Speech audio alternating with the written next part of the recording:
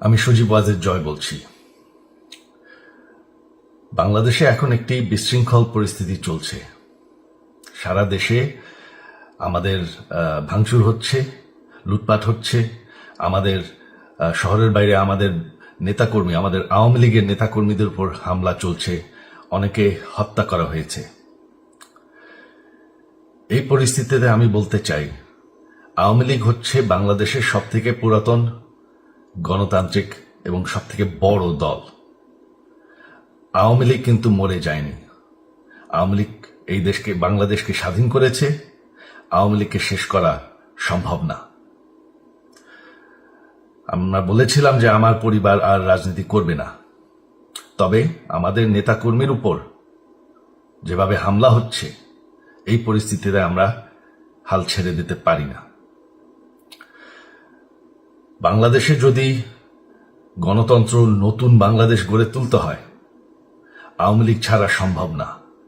আওয়ামী লীগ হচ্ছে সব থেকে বড় দল। আওয়ামী লীগ কোথাও যাবে না, আওয়ামী লীগ শেষ হয়ে যাবে না। আওয়ামী লীগকে শেষ করা সম্ভব না।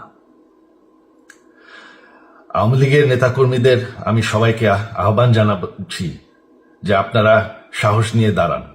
আপনারা একা না, আমরা আছি। বঙ্গবন্ধুর পরিবার কোথাও যায়নি, আমরা আপনাদের সাথে আছি। দেশকে, আমাদের নেতাকর্মীদেরকে, আওয়ামী লীগকে রক্ষা করার জন্য যা প্রয়োজন আমরা করতে প্রস্তুত।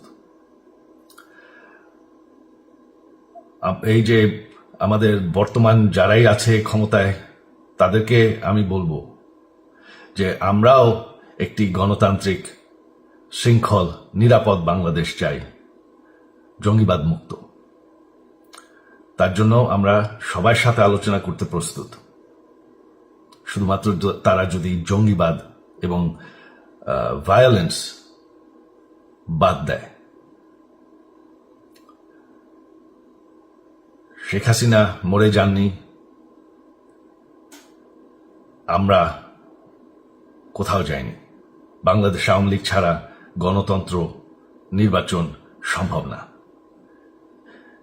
এই বলে আমি আমার কথা শেষ করছি। জয় বাংলা।